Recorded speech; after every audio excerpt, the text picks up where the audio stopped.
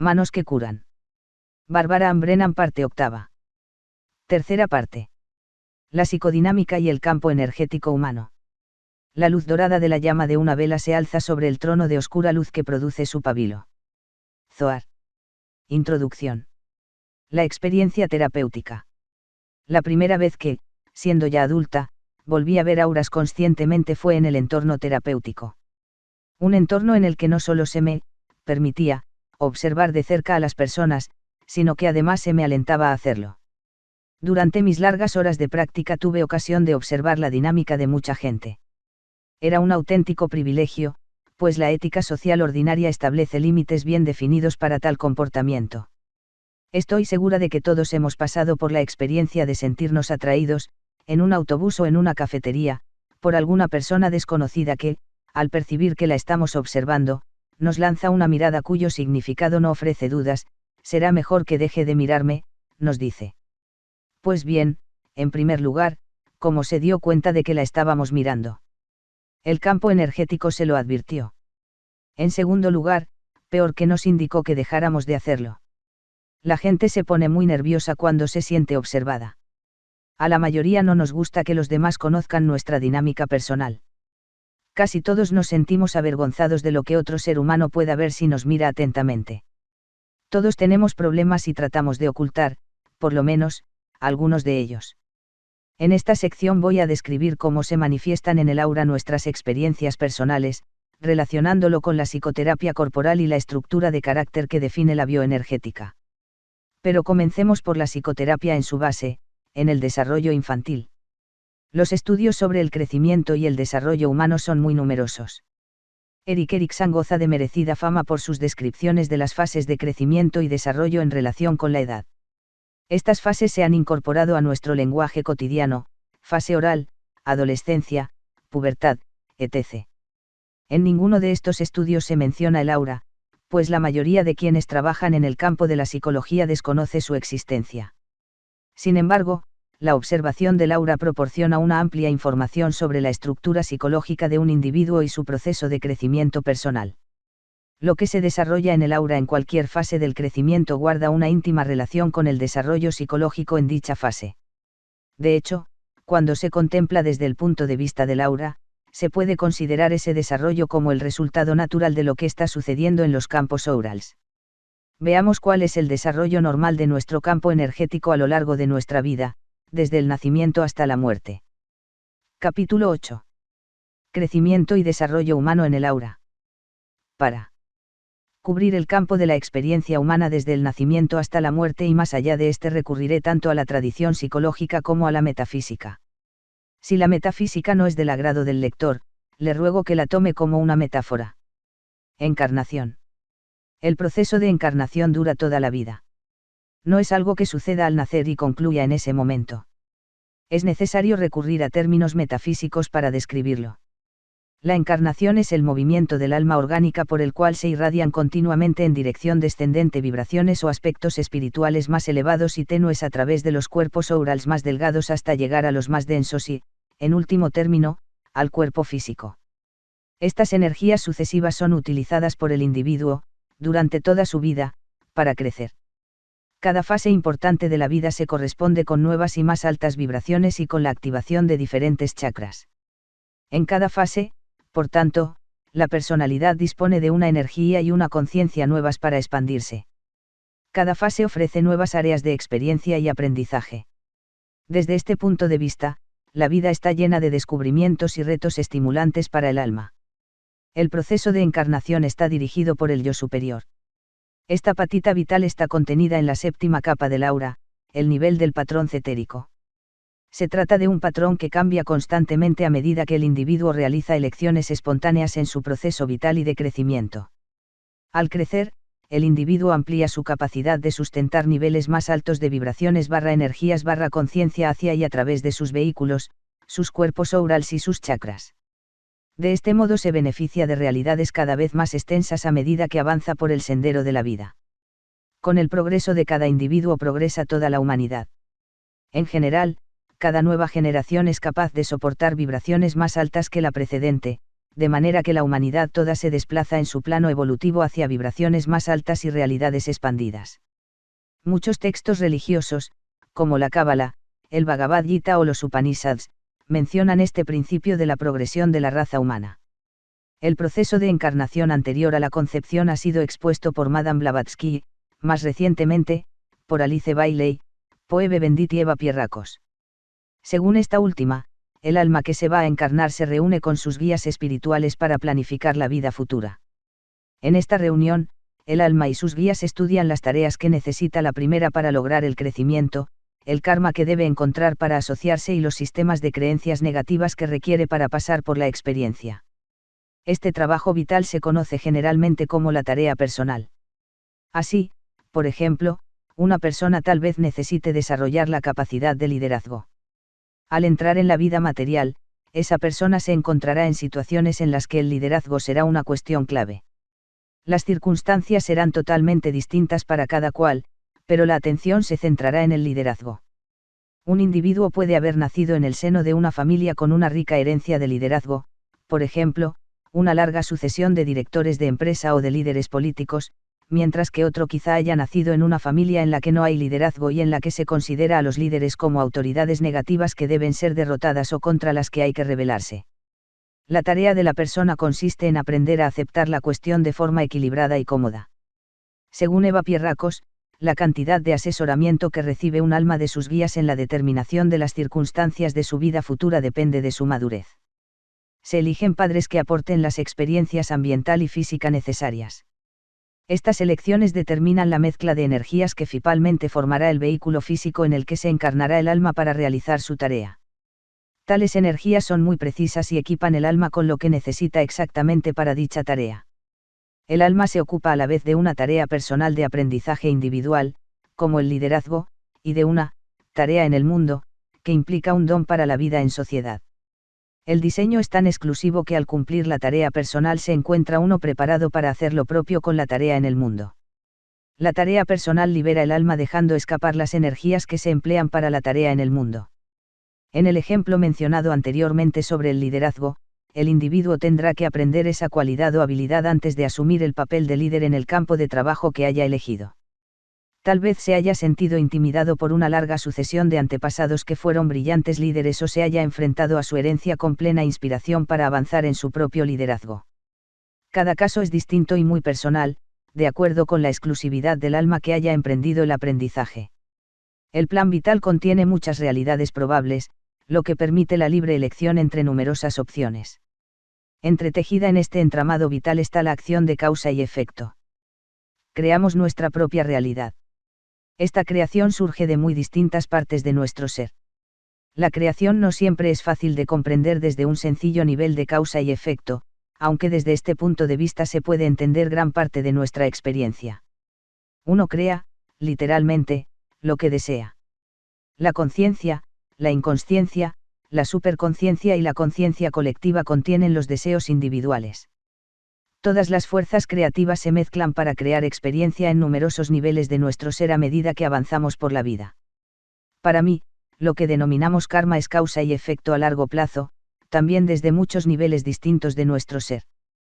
Por tanto, creamos desde la fuente personal y grupal y, naturalmente, hay grupos pequeños dentro de otros más grandes, todos ellos sumándose para producir el gran tejido de la experiencia vital creativa. Desde este punto de vista es fácil contemplar la riqueza vital con el espíritu maravillado de un niño. Después de la planificación, el alma entra en un proceso en el que pierde poco a poco la conciencia del mundo espiritual. En el momento de la concepción se crea una relación energética entre el alma y el óvulo fertilizado. En este instante se forma, además, una matriz etérea que protege al alma de cualquier influencia que no sea la de la madre. A medida que el cuerpo crece dentro del vientre materno, el alma empieza a sentir lentamente su arrastre, y se va conectando de forma consciente y paulatina con el cuerpo. En un momento determinado, el alma cobra súbita conciencia de esta conexión, se produce un poderoso destello de energía consciente que desciende hasta el cuerpo en formación. Entonces el alma vuelve a perder su conciencia, para despertar de nuevo, poco a poco, al mundo físico. Este poderoso destello de conciencia corresponde al momento en que el feto empieza a dar señales de vida. Nacimiento. El nacimiento se produce en un momento único para el alma que llega. En este punto, el alma pierde su útero etéreo protector y queda sujeto por primera vez a las influencias de su entorno. También por primera vez, se encuentra sola en el mar de energía que nos rodea. Es tocada por ese campo. Los campos más grandes y fuertes de los cuerpos celestes influyen además, por primera vez, sobre él. Nuevo campo energético, que se suma al mayor y lo enriquece. Es como si se hiciera sonar otra nota añadiéndola a la sinfonía de la vida ya existente. Infancia. El proceso del lento despertar al mundo físico prosigue después del nacimiento. El lactante duerme con frecuencia durante este tiempo, y el alma ocupa sus campos energéticos más elevados. Deja sueltos los cuerpos físico y etéreo y les permite realizar el trabajo de construcción del cuerpo. En las fases iniciales de la vida, el niño tiene la tarea de ir acostumbrándose a las limitaciones de la sensación física y al mundo en 3 dimensiones. He visto a muchos recién nacidos que se debaten en este proceso. Todavía tienen cierta conciencia del mundo espiritual, y he visto cómo luchan por abandonar las figuras de sus compañeros de juego y padres espirituales y transferir sus afectos a sus nuevos progenitores. Los recién nacidos que he observado tienen chakras de corona muy abierta, figura 8:1, que se esfuerzan por comprimirse dentro de los límites del diminuto cuerpo del bebé. Cuando los veo abandonar el cuerpo físico, en sus cuerpos más elevados, con frecuencia presentan la apariencia de espíritus de unos de 3,6 m de estatura. Luchan enconadamente por abrir el chakra de la raíz inferior y conectar con la tierra. Figura 8:1, aura normal de un lactante, vista de diagnóstico. Un ejemplo de lo que digo fue un niño que nació un mes después de lo que se esperaba. Tras el rápido alumbramiento se encontraba en estado febril. Los médicos le practicaron una punción de médula ósea para ver si sufría encefalitis. La punción se realizó en la región del chakra sacro. El niño luchaba por expulsar a 2 compañeros de juego y a un espíritu femenino que tampoco quería dejarlo marchar. En su lucha se abría y conectaba con la tierra allí donde se encontraba presente su guía. Estaba perdiendo el contacto con su guía, veía a sus compañeros de juego y a la mujer espiritual y luchaba entonadamente entre los 2 mundos. En esos momentos sentía más afinidad por el espíritu femenino que por su propia madre física. En su afán por no encarnarse, expulsaba energía por el chakra sacro y por el derecho para evitar que crecieran raíces hacia abajo a través del chakra de raíz, primer chakra. Podía hacerlo parcialmente gracias al orificio aura, que había dejado la punción de médula. Tras cierto tiempo de lucha, conectaba de nuevo con su guía y se calmaba, abría la raíz y se reiniciaba el proceso de entrada. Comencé la sesión de curación. La primera vez aceptó algo, pero luego se negó. Siempre que intentaba enviar energía a su aura se alborotaba. Sabía lo que yo pretendía y no me dejaba acercarme. Lo que yo intentaba hacer era coser el orificio de su chakra sacro en la 7ª capa de su aura y reencauzar la energía a la hacia abajo. Pero no me dejaba. Incluso me acerqué a él mientras estaba profundamente dormido. Cuando me encontraba a unos 30 centímetros de distancia, se despertó y empezó a gritar de manera desaforada. No cabía duda de que su lucha era tremenda y de que no quería ayuda de nadie. Uno de los problemas físicos secundarios de este combate básico fue un trastorno intestinal producido por el constante abuso del chakra del plexo solar relacionado con sus gritos y llantos. Se le trató este desarreglo después de que, finalmente, decidió mantenerse en el plano físico. La carta astral de este niño demuestra con claridad que es un líder en potencia. Por tanto, el alma que llega suele entrar en el cuerpo y salir de él por el chakra corona como si empezara a trabajar para abrir el chakra raíz y penetrar con las raíces en el plano físico. En esta fase, el chakra raíz parece un embudo muy estrecho, y el chakra corona tiene el aspecto de un embudo muy ancho. Los otros chakras parecen tacitas poco profundas con una línea estrecha de energía que conduce de vuelta al interior del cuerpo hasta llegar a la espina dorsal, figura 8:1. El campo general de un lactante es amorfo y deforme y tiene un color azulado o grisáceo. Cuando un bebé centra su atención en un objeto en el plano físico, el aura se tensa y abrillanta, especialmente alrededor de la cabeza. Luego, cuando su atención cede, el color del aura se desvanece, sin embargo, retiene parte de la experiencia en forma de color en el aura. Cada experiencia añade un poco de color al aura y aumenta su individualidad.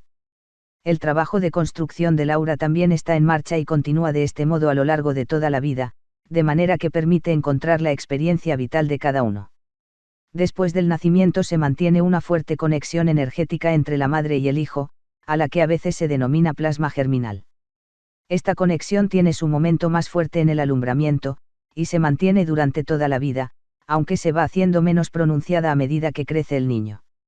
Este cordón umbilical psíquico es la conexión a través de la cual los niños se mantienen en contacto con sus padres en el transcurso de los años. En muchas ocasiones, uno de los dos tiene conciencia de las experiencias traumáticas por las que pasa el otro, aunque pueden estar separados a gran distancia en el nivel físico. El campo del niño está totalmente abierto y es vulnerable al ambiente en el que vive. El niño detecta todo lo que sucede entre sus progenitores, tanto si sus relaciones son claras como si no lo son. Reacciona constantemente a su entorno energético de forma acorde con su temperamento.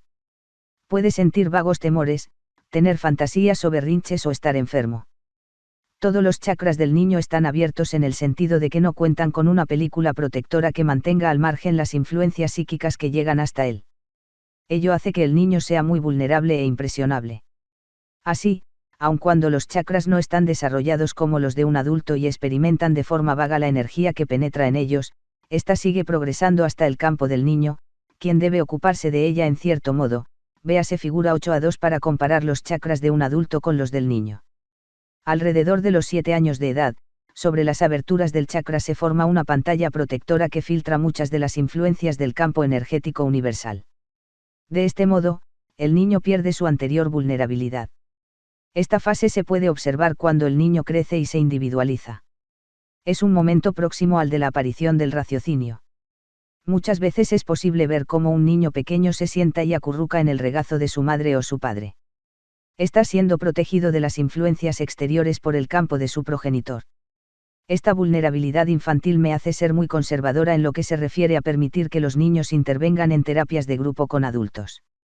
El adulto no tiene idea de lo que esto supone para el niño, a menos que haya regresado a ese estado de vulnerabilidad. He visto a padres que sometían inconscientemente a sus hijos a un shock psíquico innecesario haciéndoles participar en terapias de grupo, por considerar que se trataba de una actitud progresista, o porque cedieron a las presiones del grupo. La ira de un adulto golpea el sistema del niño como un shock psíquico, mientras que la tristeza y la depresión lo envuelven como una niebla. Además del alimento físico, la lactancia proporciona al niño energía etérea. En cada pezón hay un pequeño chakra que le aporta energía. Recuérdese que los chakras del bebé no están desarrollados y que, por tanto, no metabolizan todas las energías del campo energético universal que necesita para apoyar su vida. Figura 8a2, chakras de adulto y de niño. La primera infancia. Conforme crece el niño y se empieza a desarrollar el segundo chakra, su vida emocional se va enriqueciendo. El niño vive en mundos de fantasía creados por él mismo, empieza a sentir que es una persona distinta de su madre y esos mundos le ayudan a crear la separación. Las pertenencias del niño se encuentran dentro de estos mundos de fantasía. Desde el campo etéreo envía proyecciones que envuelven esos objetos y cuyas formas recuerdan las de las amebas. Cuanto más importante sea el objeto en la creación del mundo fantástico, más conciencia energética surgirá de su campo para rodearlo. El objeto se convierte en parte del yo. Cuando se le arrebata de la mano con fuerza, el objeto rasga el campo y causa dolor, tanto físico como emocional. Alrededor de los 2 años de edad, el niño considera a sus padres como pertenencias suyas, yo, mi papá, mi mamá, etc. En el aura se hacen más visibles los colores rojo, naranja y rosa violeta. El niño está empezando a relacionarse con los otros, aprendiendo un tipo básico de amor. En lo que se refiere al campo, el niño es capaz de separarse del de su madre, aunque entre ambos sigue existiendo un cordón umbilical etéreo. Ahí se inicia el proceso de separación y de identidad independiente. El niño crea un espacio de fantasía, habita en él, pero sigue teniendo a su madre conectada por su cordón umbilical etéreo. Todavía puede mirar atrás y ver que su madre no está demasiado lejos. Para el clarividente, este espacio aparece compuesto principalmente por energía de nivel azul, o de nivel etéreo. Se trata de un espacio en el que el niño prefiere jugar solo o, si permite la entrada de un compañero de juegos, lo vigila atentamente para impedir que altere en demasía el espacio. En esta fase, el niño no tiene un ego lo bastante fuerte como para mantener una claridad real entre su yo y el del otro. Lucha por hallar su exclusividad y, sin embargo, Se siente muy conectado a todas las cosas. Los objetos personales se convierten en formas de definir la individualización, definición a la que ayuda el espacio de energía privado. Así, cuando un niño visita el cuarto de otro niño de 5 a 7 años de edad, el anfitrión se debate entre su deseo de comunicarse con el otro y su inclinación de preservar la imagen de sí mismo. Lucha por controlar los objetos personales que ayudan a definir quién es y alrededor de los cuales ha situado su propia conciencia energética. La lucha en este caso consiste en reconocer y mantener la autoindividualización y, pese a todo, sentir la conexión con un individuo distinto. A los 7 años de edad, aproximadamente, el niño empieza a tejer una enorme cantidad de energía dorada en este espacio, que se hace más libre, más grande, menos conectado con la madre y más abierto a los visitantes. Como su sentido del yo es más elevado, el niño empieza ahora a descubrir similitudes en otros seres humanos. Ya puede permitir a los otros una mayor autoexpresión dentro de su espacio privado. Permite que el visitante cree todo tipo de formas energéticas en ese espacio. Con ello, las cosas se hacen más divertidas y vivas, y mejoran la vida de fantasía. Los niños entran en la fase de la pandilla. Una de las cosas que posibilitan que así sea es que, alrededor de los 7 años de edad, por encima de todos los chakras se presenta ya una pantalla protectora que impide el paso de muchas influencias energéticas procedentes del campo que rodea al niño. Este se siente más seguro, porque es en su campo aural donde realmente existe. Ejercicio para detectar los espacios psíquicos. Los adultos también infunden sus espacios con sus energías. Estos espacios psíquicos son nidos que ofrecen seguridad a las personas para vivir y tener en ellos su ser. Pruebe a sentir los espacios psíquicos que crean las personas. Le enseñarán muchísimo sobre usted mismo y sobre el propietario del espacio. Empiece por sintonizar en los espacios que visita regularmente. Entre en la habitación de un amigo. ¿Cómo se siente? ¿Qué le parece? ¿Quiere quedarse o prefiere irse? Si tiene hijos, entre en sus habitaciones. Sienta la diferencia de energía en cada uno. ¿Va bien esa energía con el niño? ¿Qué expresa sobre él? ¿El color es el apropiado, o es un color que usted ha impuesto en el espacio de su hijo? Piense en ello. Pruebe en las tiendas que visite. A mí me resulta imposible permanecer en determinados establecimientos a causa de la energía que emana en ellos. Haga ahora un pequeño experimento con objetos. Reúna un pequeño grupo de personas, preferiblemente de gente de la que no sepa demasiado, sitúe sus objetos personales en el centro y elija el que más le atraiga. Sosténgalo en la mano. ¿Qué sensación le produce? Poseído, cálido, amistoso, hostil, triste, feliz, seguro, peligroso, saludable, enfermo. Recoge alguna imagen. Concédase tiempo para sintonizar en el interior del objeto. Compruebe sus sensaciones con el propietario. Estoy segura de que ha acertado en algunas de las cosas que detecta. Practique y lo hará mejor la próxima vez. Estado latente. Conforme el niño crece en el estado latente, entre los 7 años y la pubertad, tiene lugar el desarrollo de nuevas facultades mentales junto con el desarrollo del tercer chakra. En esta fase se incrementa el color amarillo mental del aura. Aunque este chakra está abriendo las energías mentales y el niño asiste ya a la escuela, dichas energías se emplean principalmente para mejorar la vida fantástica infantil. Aquí entran en juego profundos impulsos y se producen conexiones teleológicas con el largo desarrollo pasado de la humanidad. El niño se convierte en jefe indio, la niña, en maga. Son impulsos teleológicos profundos que revelan el deseo del alma y que, con toda probabilidad, se relacionan con la tarea del alma en el mundo. Dentro de estas formas arquetípicas se encuentran las aspiraciones espirituales profundas, las metas y aspiraciones del individuo, expresadas por las capacidades que adopta cuando juega en el patio de recreo. Ahora es cuando los 3 primeros centros, el físico, el emocional y el mental del plano terrestre, trabajan juntos para expresar la primera fase de la encarnación del alma. Adolescencia. El reto de la adolescencia, como en todas las fases del crecimiento, consiste en hallar el yo y mantenerse fiel al mismo a través del caos de los cambios físicos y emocionales, los dulces deseos y los dolorosos rechazos. A medida que el niño se acerca a la pubertad se empiezan a producir grandes cambios en todo su cuerpo y en el campo energético que lo rodea. Se añade más verde al aura y al espacio privado del individuo. El espacio es penetrado por las vibraciones de los amigos. Conforme al chakra del corazón se abre a nuevos niveles de sentimientos y el alborear del eros y el amor emerge desde lo más profundo de la psique, el campo se inunda de un bello color rosa. Se activa la pituitaria, chakra del tercer ojo, y el cuerpo empieza a madurar convirtiéndose en adulto. Todos los chakras son afectados por estos cambios. En ocasiones, el individuo acoge con excitación estas nuevas vibraciones, en otras, las detesta porque acarrean nuevos deseos y una nueva vulnerabilidad que el individuo no ha experimentado antes. A veces, todo el campo resultará alterado y los chakras quedarán totalmente desequilibrados, mientras que en otras ocasiones todo fluirá de manera armónica. De este modo, el individuo pasa por grandes cambios de realidad emocional, y sus acciones expresan esta confusión. Un momento antes era un niño, ahora es un adulto. El individuo repite ahora todas las fases de crecimiento ya experimentadas, pero con una diferencia. Las 3 primeras fases implicaban al yo como centro del universo. Era un conjunto formado por mí mismo, mi mamá, mi papá, mis amigos, etc. Ahora es la relación, yo-tú. El yo no existe solo, y el bienestar del yo depende ahora de que se hagan los ajustes apropiados en él, no yo. Esto se debe en parte a que el individuo no posee ya los objetos de amor, como sucedía en el caso de sus padres o sus juguetes.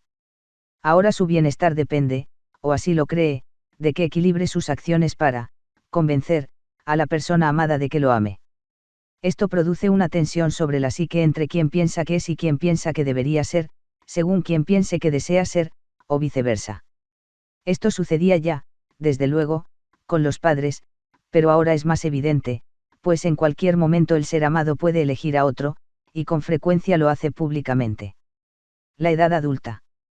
Para cuando termina la adolescencia ya están definidos los chakras y la pauta energética utilizada por el individuo. Todos los chakras han adoptado una forma adulta. Es en este punto cuando el individuo puede tratar de asentarse y no sufrir más cambios. Algunos lo logran y, con ello, hacen que sus vidas se establezcan conforme a pautas seguras, firmes, de realidad claramente definida y limitada. Otros muchos, agitados por sus experiencias vitales, comprenden que la realidad no es tan fácilmente definable y emprenden una búsqueda de significados, que durará toda la vida y les conducirá a través de un reto constante hacia experiencias más profundas de plenitud. En la madurez, el yo-tú se expande para incluir a la familia personal, que crea su propia forma energética. Nuevas energías que fluyen por el chakra de la garganta ayudan a este proceso personal de dar y recibir. Con el transcurso del tiempo, el yo-tú se puede ampliar para incluir al individuo y al grupo. Es posible que el corazón se abra para acoger no solo el amor a la pareja y los hijos, sino también el amor a la humanidad. El color del aura se percibe de un bello tono lila. Entonces se convierte en la integración de la conciencia del yo, el otro y el grupo. A medida que el tercer ojo se abre a vibraciones más altas, uno empieza a ver la unidad de todas las cosas y puede apreciar, al mismo tiempo, la preciosa exclusividad de cada alma individual dentro de esa unidad. La madurez. Conforme el individuo se acerca a la vejez y a la muerte se pueden añadir a los cuerpos energéticos tasas de vibraciones todavía más altas. El cabello de las personas se vuelve blanco brillante a medida que la luz blanca que recorre su ser aumenta su afinidad con el mundo espiritual. Ahora, a la relación. Yo-tú, se añade una personal, muy profunda, con Dios.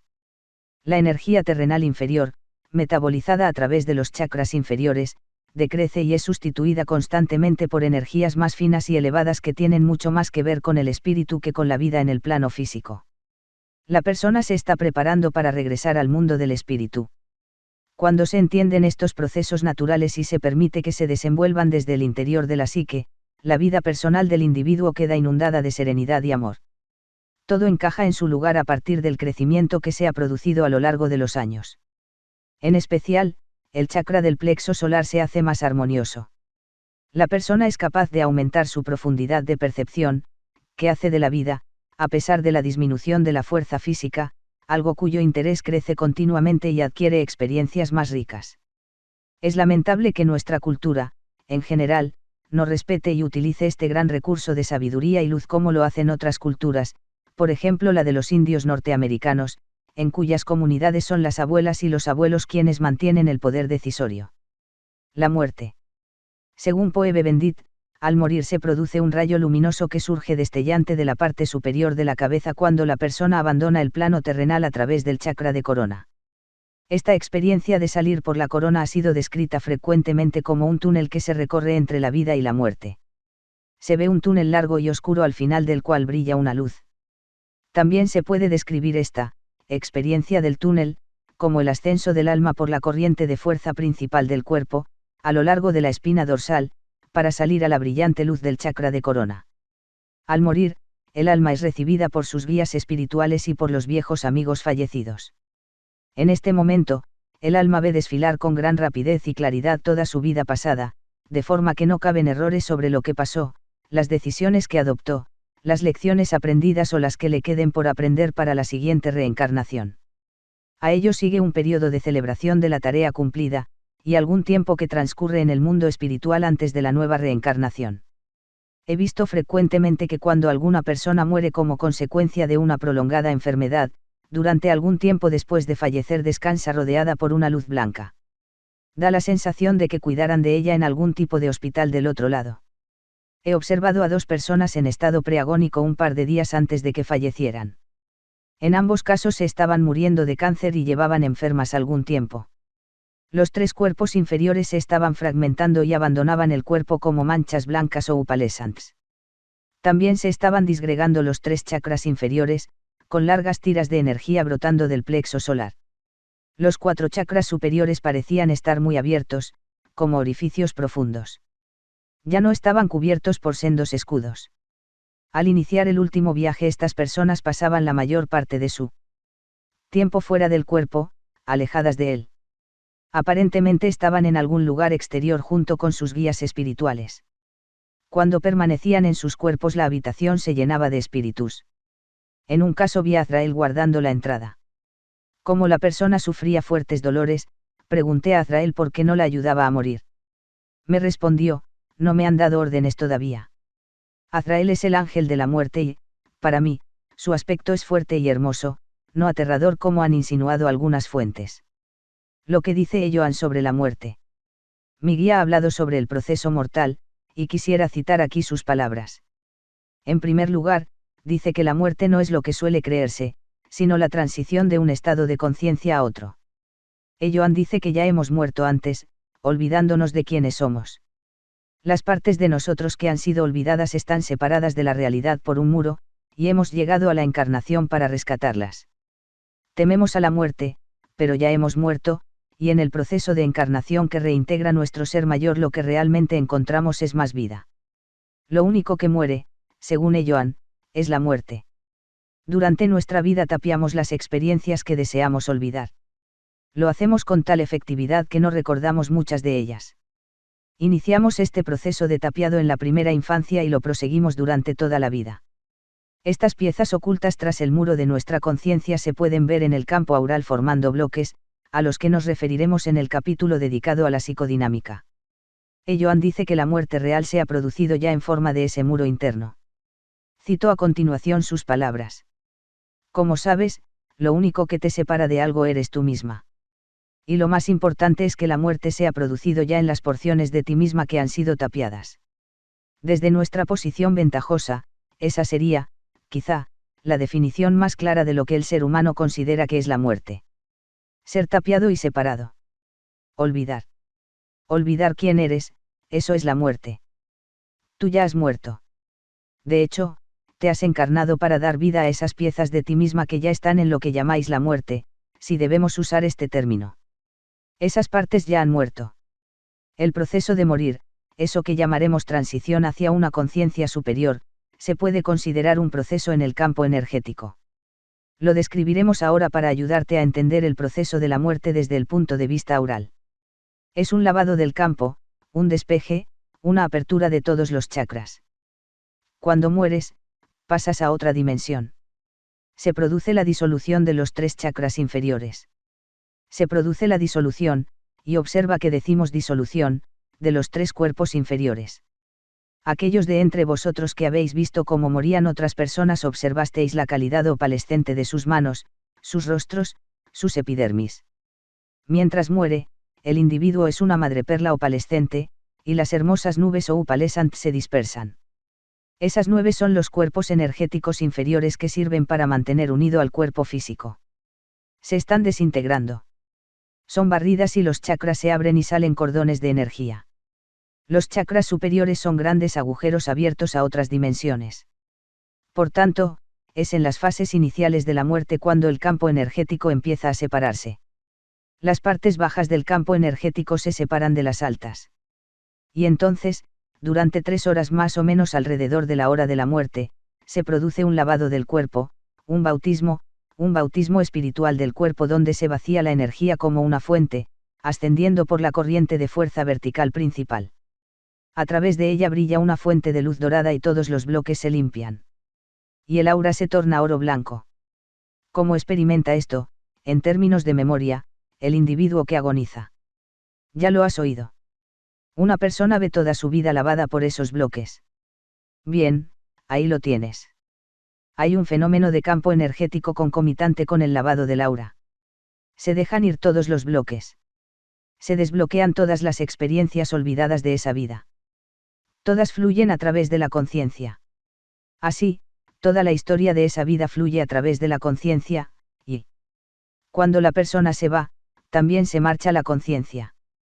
Es la disolución de muchos de los muros que se erigieron para el proceso de transformación de esta vida particular. Es una integración tremenda. Con la disolución de las paredes del olvido en tu interior recuerdas quién eres en realidad. Te integras con tu yo superior y sientes la ligereza y la inmensidad de este.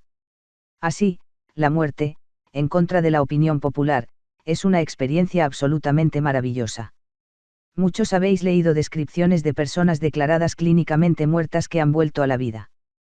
Todas hablan de un túnel al final del cual brilla una potente luz.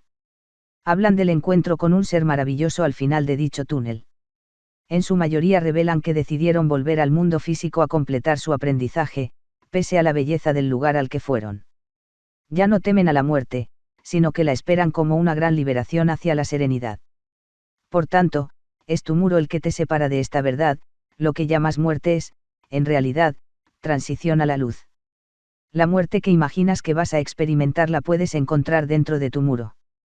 Cada vez que te separas de ti misma en cualquier forma, mueres una pequeña muerte. Cada vez que bloqueas el flujo de tu maravillosa fuerza vital, creas una pequeña muerte.